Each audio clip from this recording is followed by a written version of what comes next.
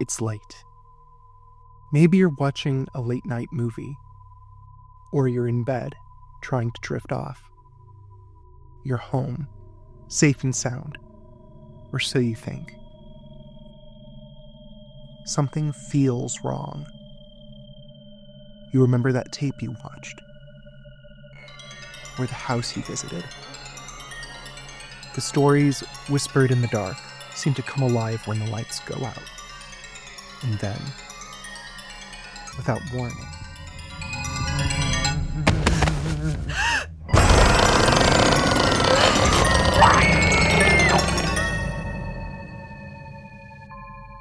the long-haired female ghost, emerging from a TV or crawling down a staircase, has defined Japanese horror for many audiences since the early 2000s.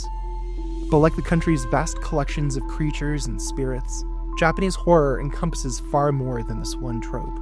What we know as J-horror is just one chapter in the story of a genre's evolution over decades, a saga rooted in unsettling native folklore and a growing embrace of international influences. Think of the kaiju films and Hammer-inspired gothic horror of the 50s and 60s, and the gory splatter films of the 70s and 80s. Japanese horror has constantly reinvented itself, and the process never stopped at the J-horror movement. The newest installment in the chilling, dread-soaked saga of Japanese horror is more frightening than ever, so let's dig through the back of the shelf to find some new favorites. But first things first, let's start with a crash course in Japanese horror.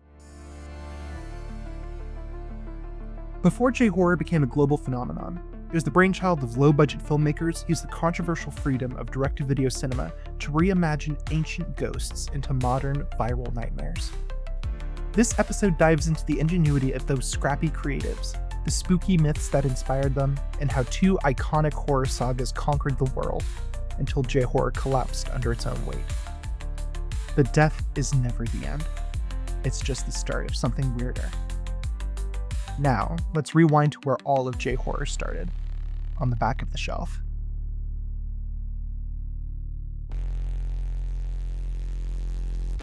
By the end of the 1980s, Japanese cinema was in trouble. Alongside the country's economic collapse, major movie releases had tanked, putting multiple studios on the brink of bankruptcy. But the VHS market was thriving, particularly in the wake of the home video success of Akira and other direct-to-video original video animation. In the absence of success in theaters, Toei capitalized on the format's growing popularity in 1989, branding its own line of slick, direct-to-video, genre-focused OVs as V-Cinema, as a low-risk way to reach audiences. Other studios quickly followed suit. While V-Cinema became shorthand for Japan's direct-to-video boom, it was really just the most visible slice of the much larger OV movement that was quietly reshaping the industry. These films had a shoot-first, think-later mentality that was totally opposite to the rigid control of the studio system, offering surprising creative freedom to young directors struggling to break in, like Takashi Miike and Kiyoshi Kurosawa. この V シネマというのはおそらくテレビと全然違って、予算は本当に低いですけれどもかなり自由がありました。予算さえ守ればかなり何をやってもいいという自由があったので、そこでいろいろな実験が僕もミケさんもできたんだと思いますね。テレビだとそれは多分できなかったと思います。じゃあ何かあのビデオ本物だと思ってるわけ？女の反応リアルすぎると思わない？じゃああれ作ったやつ本当に人を殺してそれで私たちをつけたの？私を呼んでるの。だから来たの。思わないわ。平気なの？そんなやつ何するかわからないわよ。This freedom was irresistible to audiences as much as these creatives, as a system of self-regulated censorship allowed V-Cinema to feature significantly more explicit sex and violence than movies released in theaters. Titles like Evil Dead Trap and the Guinea Pig series emerged during the earlier splatter movement, but found widespread popularity and infamy during the V-Cinema boom. However, The 1988 arrest of child murderer Tsutomu Miyazaki revealed guinea pig titles among his belongings, sparking a public debate about whether horror films had taken their extremes too far. 規制がかかります。ところがホラーはかからないんですね。暴力映画はかかります。暴力映画は政府の規制がかかりますが、怖い幽霊が出てきて怖いっていうのは政府も規制しようがない。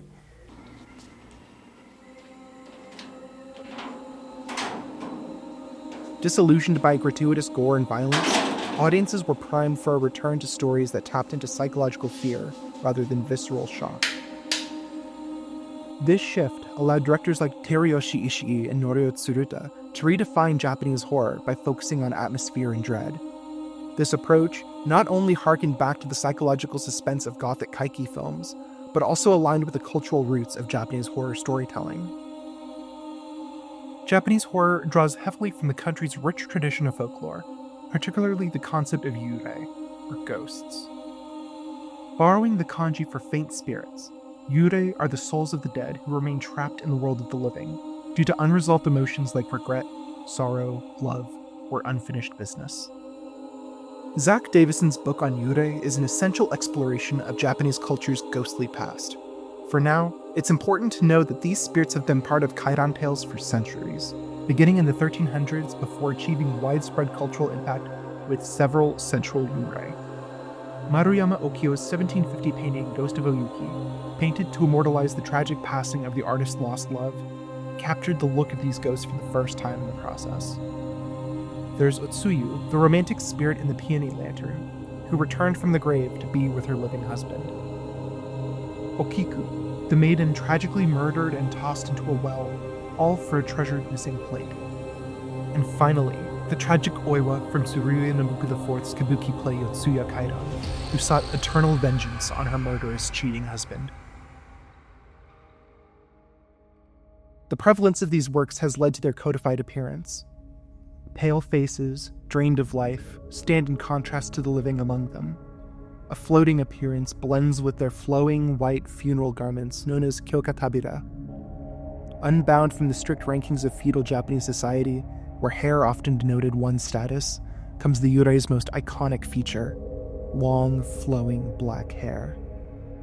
But while characters like Oiwa and later Sadako from Ring or Kayako from Ju-on are deeply rooted in the imagery and themes of yurei, it's not quite accurate to refer to all of them as such. These ghosts represent far more than long-lasting supernatural terror. This cultural nuance is rooted in the Shinto belief that spirits coexist with and influence the living, rather than moving beyond to a distinctly separate afterlife.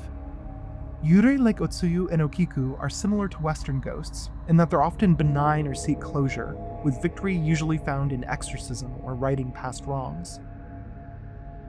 But yurei like Oiwa are something much darker and angrier: the Onryo. The Onryo's wrath transcends death, exacting often indiscriminate vengeance with bitter supernatural purpose. While the visual design of Onryo mirrors the broader yurei archetype, pale skin, white robes, and long hair, their moral function is different. In contrast, Onryo like Oiwa aren't looking for peace. They reflect lingering societal grudges like betrayal, injustice, or family conflicts with deep-rooted consequences. As such, the Onryo is an effective societal avatar of inescapable moral judgment and retribution. They are agents of spiritual reckoning, reminders that not all wrongs can be undone, and not all ghosts can be appeased. Their popularity in the kabuki of Japan's Edo period translated into vital cornerstones of not just the Gothic kaiki films of the 60s and 70s, but of J-horror films to come.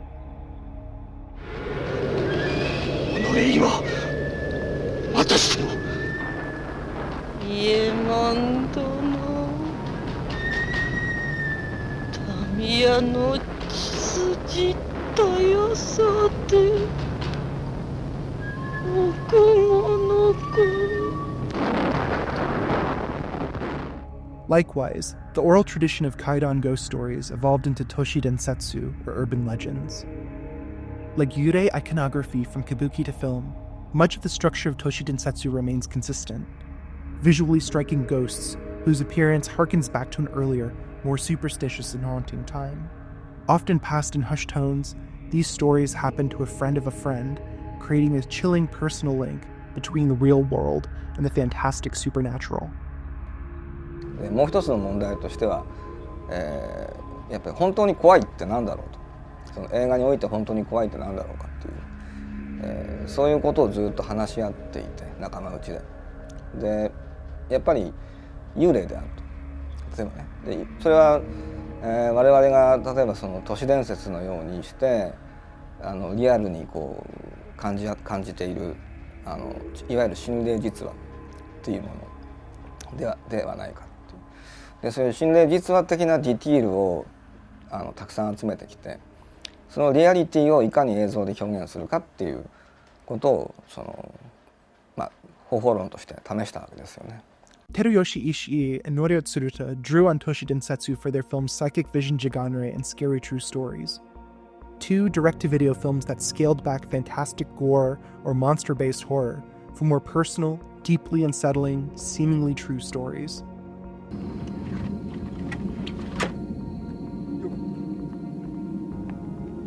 これが新しいお家だ。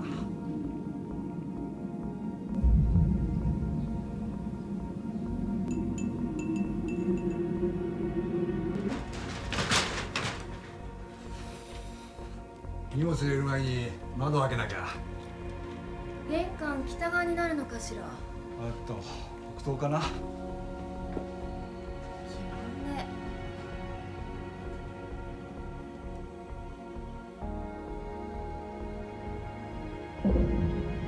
Their focus on atmosphere and suspense not only maximized their limited budget, they also established a distinct and relatable style that attracted a wider audience than current gorier films ever could. こういう怖いね、不可解な話が世の中には随分あるものなんですが、信じるか信じないかはあなたの考え方次第ですね。As such, J-horror masters like Kiyoshi Kurosawa and Hiroshi Takahashi regard Jiganrei and Scary True Stories as the two films that gave birth to J-horror. Chiaki Konaka, the screenwriter behind both projects, is likely a familiar name for film and anime enthusiasts, creating the iconic Serial Experiments lane and writing Takashi Shimizu's Marabito. 小永千秋さんという人は、日本の、今 J ホラーって呼ばれてるもののDuring this period, Konaka crafted a manifesto that not only reflects a shift away from the bloodier films of the past, it also presents a fascinating collection of ideas that played a significant role in shaping the J-horror era. Number 1. Don't show the face. Number 2. Make the standing position or behavior unnatural. Number 3. Make its movement non-human. Number 4. Put a body part in an impossible position. Number 5. Use an awesome face. Number 6. Show nothing. Your weapon is premonition in atmosphere, with Robert Wise's The Haunting as an exemplary case. 多くの人の認識としては、幽霊はなんで怖いかって言ったら、それは襲ってくるから怖い。その人間に向かって襲ってくるから怖いっていう、そういう見せ方だから、襲ってくるところは見せ場だったわけですけども、我々の考え方はそうではなくて、いや幽霊がそこにいるっていうことが怖いんだっていう、ポーンと立ってる、ぼーっと立ってるだけで怖い。Many J-horror films embrace Konaka's ideas, but two film series stand out by truly capturing these concepts, leaving us with an unforgettable legacy of fear. ただ、状況としてはですね、J ホラーもともとの僕や石井照志監督のジャガンレイや僕の本当にあった怖い話が始めた幽霊が怖いというものがリングで圧倒的に世界に波及していくわけですけれども。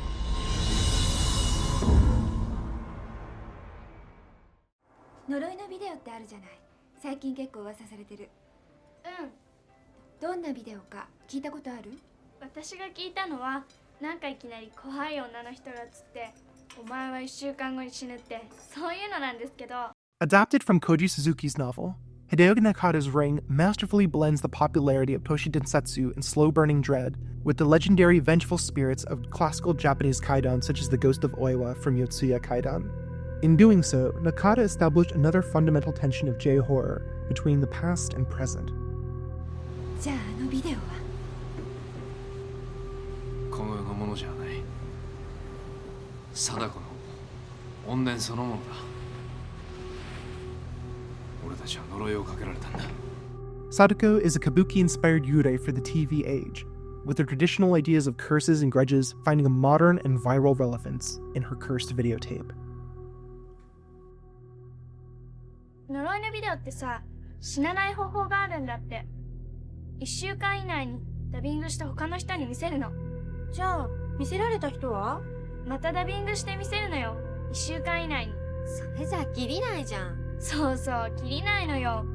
でも死にたくなかったらやるでしょ。 After various follow-ups, including prequel Ring Zero and forgotten sequel Spiral, the Ring series faced its closest competition in Takashi Shimizu's Ju-on films. 沙織が言い出したの。近くにお化け屋敷があるから行ってみようって。お化け屋敷？入る前から変だった。あそこなんか変だったの。Ju-on drew from similar Kaidan tales, as well as the unsettling Buto style of performance. But Shimizu is equally focused on more modern horrors, empty urban and suburban neighborhoods, and the tragic domestic abuse cases that hide within them. 多分その日本の昔からある四谷怪談っていう有名なお化けの話とかがいくつかあるんですけれども、そういうものは時代劇なので、ちょんまげをったお侍さんが出てきてっていう話なので、現代の平凡な若者にアピールしにくいんですね。ピンとこないんですよね。それをちゃんと現代のお話として同じようなお化けが出てくるんですけど、現代の話として置き換えて、しかも身近にあるビデオテープとか誰もが目にする状況とかをちゃんと入れて、 Foregoing Ring's overarching mystery narrative for a series of seemingly unrelated short films with no clear way of defeating the darkness, the Ju-on films are darker and more violent than previous J-horror films, lending the atmosphere of dread a more provocative menace than before.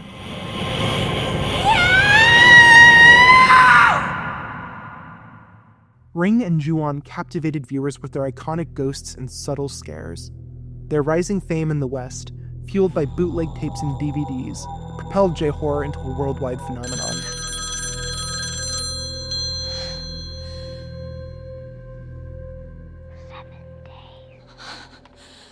Taka Ichise was the producer for both series. His eye for talent helped Ichise not only elevate the profile of directors like Nakata and Shimizu, but also translated their Japanese success into lucrative American adaptations. The result?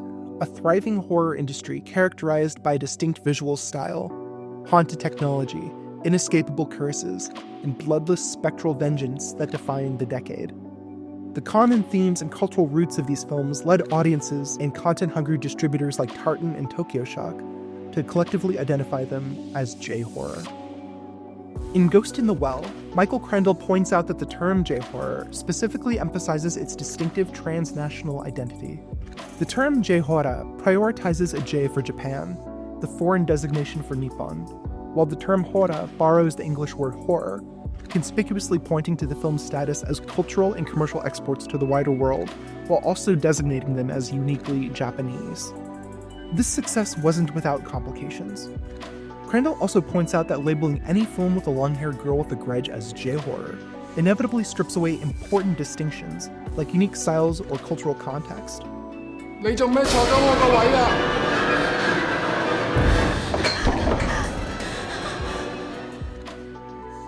Kiyoshi Kurosawa films like Seance or Pulse, for example, are far slower and more deliberate than the shocks of Ju-on or Ring. ただもう 何本もこのジャンルの映画を作っているので、もう本当に実感していることが一つあります。それは、本当に真剣にこのジャンルの物語を作っていこうとすると、難解な、ひとつ哲学的な一般の人がすぐ分かるようなものではない、複雑なストーリーになっていかざるを得ない。Additionally, ghosts in the afterlife are handled far differently in countries like South Korea, China, Thailand, and others. However, studios and distributors alike were eager to slap the J-horror label on anything they could if it meant a greater chance at international success. But by the late 2000s, cracks began to emerge. Established directors like Shimizu and Nakata stepped away from J-horror, passing their franchises to newer talents. Meanwhile, figures such as Masayuki Okiai were remaking horror films from other Asian countries in the J-horror style. And while the rise of DVDs and the internet in the early 2000s played a pivotal role in J-horror's global domination, it also accelerated the genre's overexposure internationally. 見たことのない症例だろう。このウイルスは意識に感染するんだ。Whether to rebirth or prolong the J-horror trend, Ichise announced the J-horror theater project in 2006. The series would feature 6 films from major contributors to the genre. And always thinking several steps ahead, Ichise also pre-sold the US distribution and remake rights. The initial 3 films in the J-horror theater series, Infection, Premonition, and Reincarnation, achieved moderate success, while later installments like Retribution and Kaidan fared poorly with audiences, as J-horror became a far cry from its former self.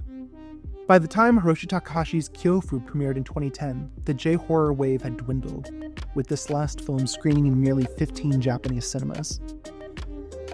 J-horror theaters' issues were endemic to J-horror at large. As interest died, Western distributors went bankrupt by the dawn of the decade. Ichise's attempts to revive Ju-on in Japan and the US failed to recapture their original magic, forcing the producer to close his companies by 2015. Once a chilling symbol of vengeance and retribution, the long-haired ghost had become a tired cliché.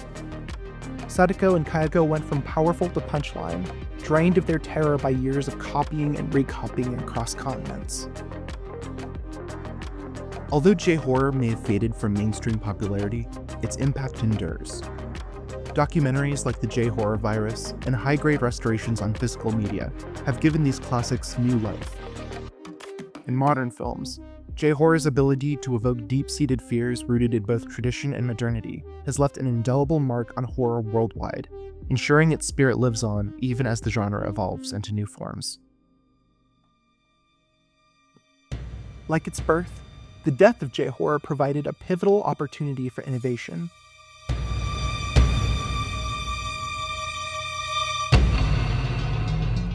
Japanese horror was at a crossroads between past and present, East and West. Over the last 2 decades, the genre has splintered into exciting, experimental new directions. So, what exactly came next?